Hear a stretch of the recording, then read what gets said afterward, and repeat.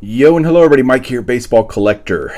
It is Monday afternoon and it's been a while. It's been almost a week since I've done a video, which is a long time for me. If you're one of those people that really only likes to look at cards, then that'll happen later in this video. I mean, I have this stack of slabs to show off that I've been getting over the last 4, 5, 6 days, but this is just going to be a different kind of video. I'm going to do a lot of talking. And there are people that, say, oh, this is a card video. Just show cards and talk about cards. And I'm not a big believer in that. I don't think that, I think it's important that you show cards if that's what your primary purpose of your channel is. But I think one of the coolest things about YouTube is getting to interact with people beyond just a keyboard through a forum or Instagram or anything like that. You get insight into people that you would not get in any other venue other than meeting them in person. And so when I am on my videos, when I talk and just go through things, I try to be as authentic and real and close to the person that I really am as I can be. And some people don't like that and whatever. But I'm not going to change how I do my videos or what I talk about and things like that, because to me, getting to know people beyond just, I can look at cards anytime I want on eBay or auction sites or wherever. I come to YouTube to be entertained, informed, educated, and overall just getting to know people and interaction. And so I like to see, I gravitate towards channels that do that let a little bit of light in on their life and show things and talk about things that are beyond just the baseball cards, because those are always there. They're always going to be there. And and ironically, those are the kinds of people that have become my good friends in this hobby, or people that do that kind of thing as well. And so it's important. And this is a time in my life where it's tough right now. So I did a live stream last night with my comrades from Bench Clear, Jeff and Ty. And if I'm a little loony in this, it's only my brain just going every way, sideways. I've been responding to texts and phone calls and everything. And so I did this live stream with them and kind of was updating them, giving them an initial kind of here's what's going on. So I did my last video last Tuesday, just kind of a timeline for you guys. Wednesday, my mom had been sick for a little while, and she's in her early 70s, and she may actually watch this video, but she wasn't feeling well, and on Wednesday really started not feeling well, and called me up and called her doctor. Her doctor said, you need to go to the emergency room. And so I went and took her to the emergency room. And the reason I had to take her is part of the second part of the story.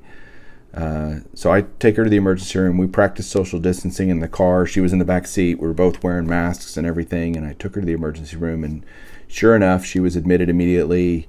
A few hours later, she tested positive for COVID and was just weak, just tired, fatigued, nauseated, just not doing well. Oxygen level was really low. It was tough. And talking to her, I was worried, very concerned. So my dad this whole time is out of town. A lot of you have seen my dad on my channel. He's been on several videos. Great. And I love both my parents. They're fantastic people. Incredibly generous. My dad is an amazing guy, and truly blessed to have him as my dad and my friend now that I'm an old man myself. He's become a really good friend of mine. I love spending time with him and talking to him, and he still acts like my dad, like he should, and from time to time, but we've grown to I just have tremendous respect for him. So he ends up, my sister and brother-in-law are going on vacation to Colorado in their Airstream. And so my dad offered to take it up to Colorado for them with his truck that can haul it easier, etc. So he takes off for Colorado on Monday. This is Monday, a week ago today. My mom was still sick, but not really. Like, she was just sick, like she had a cold or something. Maybe slightly worse than that, but not anywhere where she got just a couple of days later. So he's on his way to Colorado, gets there, finds out Wednesday that I've taken her to the hospital. What do I do? Do I come home? Do I stay here? Because his plan was to stay there while my sister and brother-in-law were camping, and he was going to go toot around the state and look at things and just camp out and have a good time.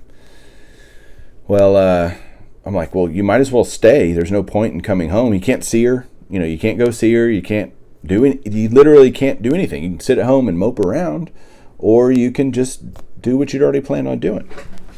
So he ends up deciding on Friday last week to come home, and I'm going to go ahead and come home. And he wasn't feeling great then, but he had attributed that to the altitude and just that he just wasn't feeling well in general, just no big deal. I was worried right then that, okay, he was exposed to my mom before he left. She was already sick. There's no question he needs to at least be tested, and most likely will come down with it. So he leaves Saturday morning to start heading back here to Texas from Colorado, 14-hour drive in his truck. And he's Saturday not feeling great, very tired, very fatigued, same symptoms. And he heads back to Fort Worth yesterday. Finally got back to Fort Worth, but it was harrowing. We had to talk to him. He was disoriented. He was not great. He was just feeling terrible. And I'm like, dude, you do not pass go. Don't collect $200. You're going straight to the hospital. You need to go take care of this immediately. Like, figure out what's wrong. Obviously, we were highly suspicious of COVID. So he ends up going to the hospital. Sure enough, even last night during the live stream, I get the text from my dad that, yep, indeed, he has COVID, and he is positive. So he's now admitted in the hospital, and talking to him this morning, rough, not doing great. He is just having a really hard time. But so was my mom at the beginning too. When she first got in the hospital, he's in the hospital a couple days earlier than she was throughout her progression. And so hopefully he can get on top of this really quick and start improving, because my mom has improved dramatically, by the way. She is, again, not 100% by any means. She's going to be in the hospital several more days, but her oxygen levels have risen. She's walking around and kind of trying to, just not lay in a bed all day. So that's kind of, what's going on with them. Why do I tell you this? Well, you may not care, and that's fine. It's good for me to vent. I don't know about you guys, or not vent, it's not the right word, but just get it off my chest. I don't know about you guys, but I feel better when I talk about something. I feel better. Cards to me are an escape, as they are for a lot of us, whether it's from life or family or work or you name it. It's a way to forget about all of whatever else is going on around you and just act like a kid again and play with baseball cards. And so I do that too. And that's why I'm still going to talk about baseball cards today, because all of this is going on. There's nothing I can do. And that's the worst part about it, is you just feel helpless. You can't go visit them in the hospital. You can't talk to the doctors. You're literally sitting here helpless. And it's a horrible feeling. I don't wish it on anybody to feel that way, but so I need something to occupy my mind and keep me going and keep me thinking about other things, because I can always, been checking in with my parents and talking to each of them. They're in the same hospital, but not near each other, ironically. They don't get to stay in the same room. And, my parents were, or at least my mom was, I'm not trying to throw her under the bus or anything, but she continued to do things that put her at risk for getting exposed to COVID. She was going to the gym. She was, going to church, going with her friends to restaurants and stuff. So I'm not surprised, that this happened. It's a shame. I hate it. I hate that she got sick. I hate that he's sick now.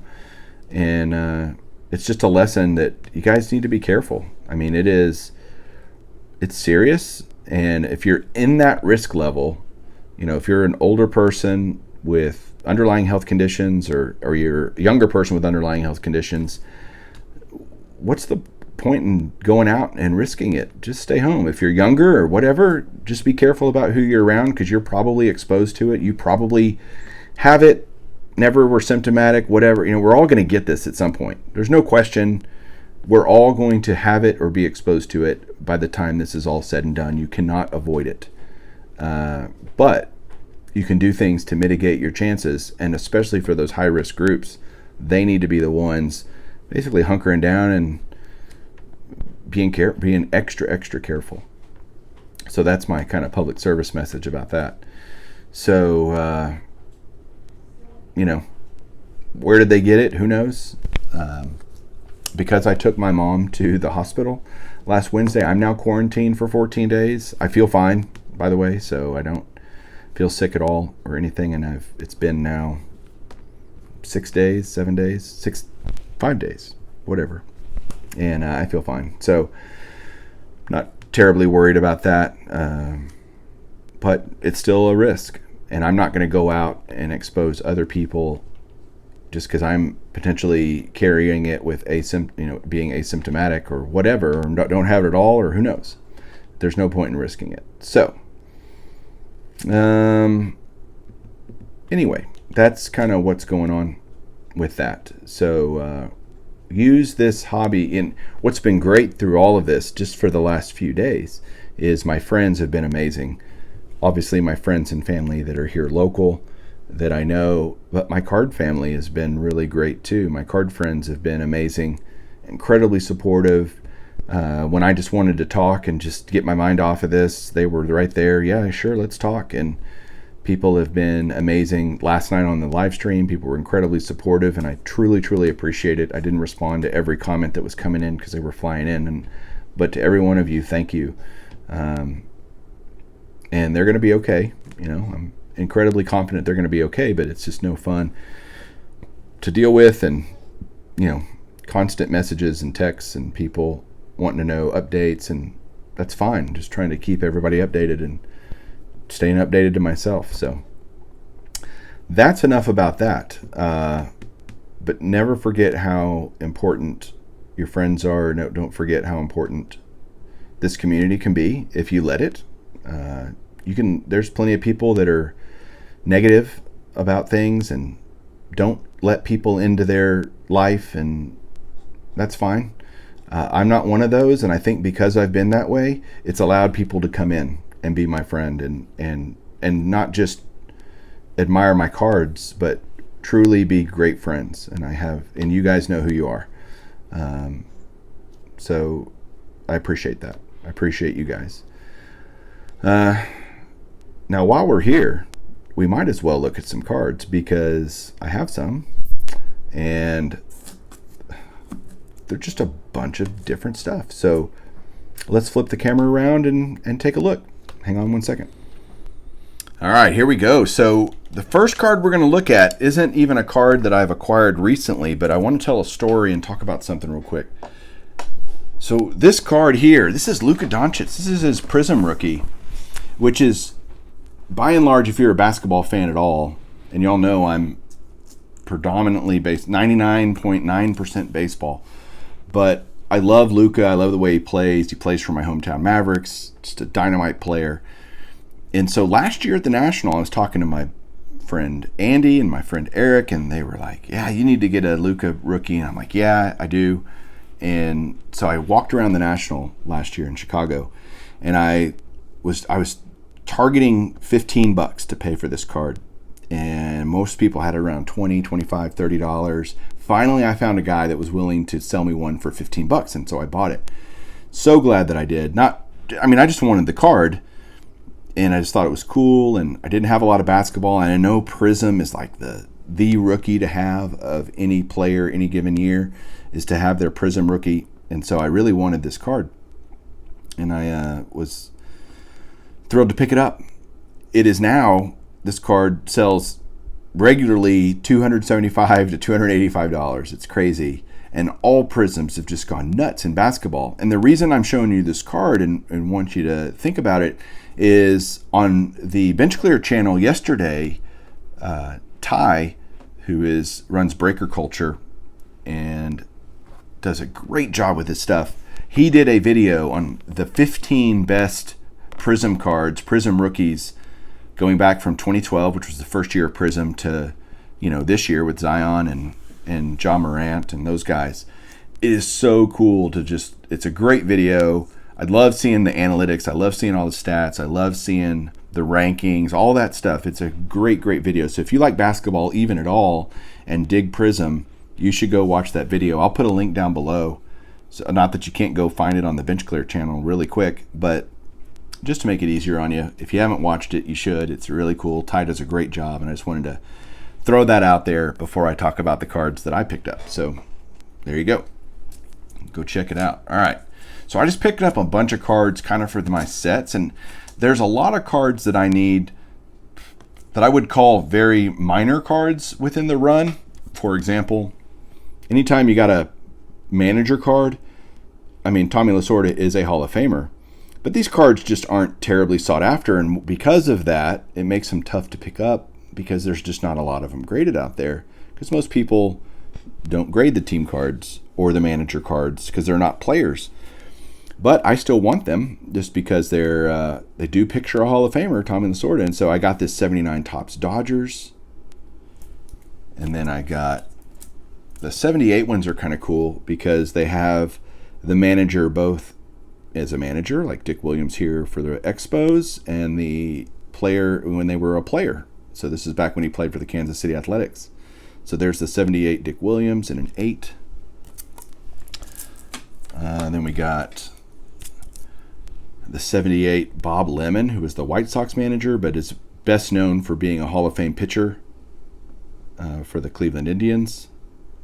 Cool card there. So that was Bob Lemon's 78. Here's his 77. And the thing I want to point out about this card is I think I picked it up for literally like $2, $3. And it was with a whole other deal, so it's combined shipping. And it's only a 5. And on these ones, these manager cards, I'm seriously not considered hugely over concerned about the grade. I just want to get one that's in a slab. And the grade is mildly irrelevant. But I am glad to have one. And it beats the heck out of paying some overinflated price for a higher graded one. So just that's how I did it. Then I also got this 75 Cardinals with Red Schoendienst as the manager, Hall of Famer. So again, just those team cards are a cool peek into history. I love it. Then you also have cards from the different years of the leaders cards that picture Hall of Famers, and 75 Topps has a bunch of them, but this one here, the stolen base leaders, I did not have yet. So I picked this one up with Hall of Famer Lou Brock on it. Love that. All right, then I got I've been killing the 59 Topps.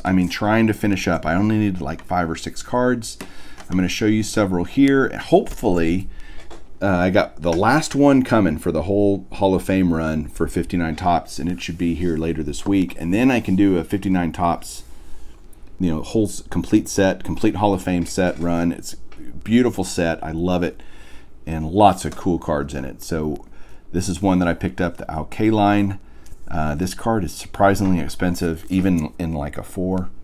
Ideally, I try to get 5s or 6s, but sometimes, you just take what you can get. And especially if you can find a card like this Richie Ashburn, certainly off center, not perfect by any means, but even at a 3, the presentation's good. It's just in terms of color, clarity on the card, registration, certainly the centering's an issue, but this was like $11.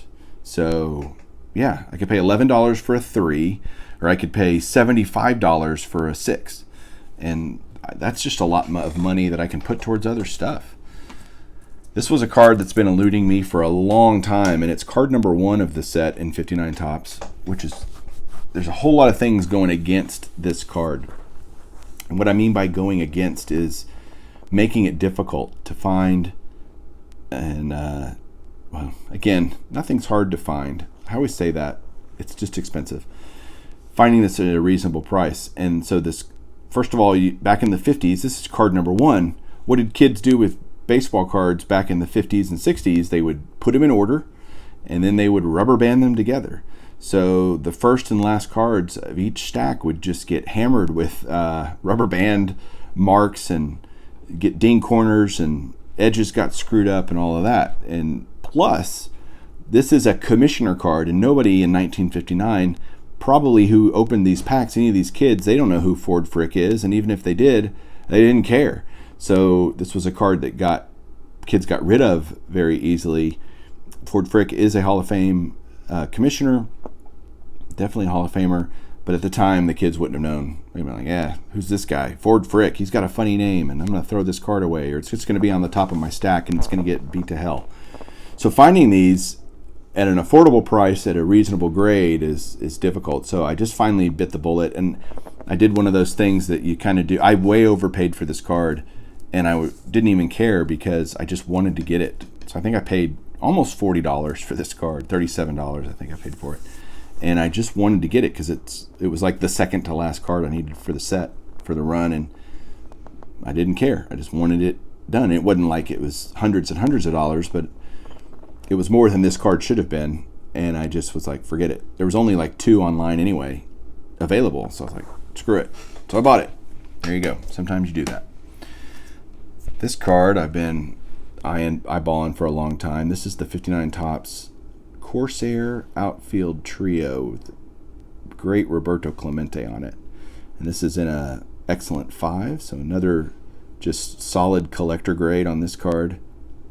Love it. Great card. You'll see that in the showcase when I'm able to do that later in the week. Another card I picked up was this 54 Bowman Ralph Kiner in a 6. And anytime I can get 5s or 6s in the early mid-50s stuff, I'm really excited for a very reasonable price. And so it's just happy to add that one and keep knocking cards off the list. Then I got 2 Hall of Fame autographs that I really am excited about. This first one is Jeff Bagwell, 94 Topps. So let's just talk about all the things that I love about cards like this. Number 1, Hall of Famer. Check. Number 2, beautiful blue Sharpie autograph. Check. Right in the middle, really presents well on the card. Number 3, it's already slabbed, so it's certified. Check. And it's a Topps Player Era card of a player that I didn't even have one of yet. I didn't have any Bagwell Topps cards yet for kind of the Player Era project that I'm working on. And so this just kind of fits so many boxes. And it was, I think, $32. So $34 maybe. You bet. All day, every day, I will do that. It's already slabbed. The slabbing alone's $18, $20, whatever. So, yeah. You bet. Winner. And the last one I just love, same idea. All the same things that the Bagwell card checked in terms of boxes, so does this Mariano Rivera. Plus it's Mariano Rivera. So his autograph was significantly more than $32, but still wasn't crazy. It wasn't like crazy money. It was expensive, relatively speaking, but I'd love Mariano Rivera's autograph. Just love it. And this is beautifully placed on this 06 Topps card, so Player Era card. It's my first one of Rivera to get, so already slabbed. All of those things, just fan-freaking-tastic, and I love it. So there you go. That is my mail. All the stuff I talked about earlier. If you are still with me after all of this, I truly appreciate it. This is a longer video, and I know it takes a lot to watch longer videos, and I appreciate it. So thanks, everybody. Hope you have a great day. If you're thinking about my parents or want to pray for my parents, greatly appreciated. Thank you so much. We'll catch you guys soon. Keep collecting.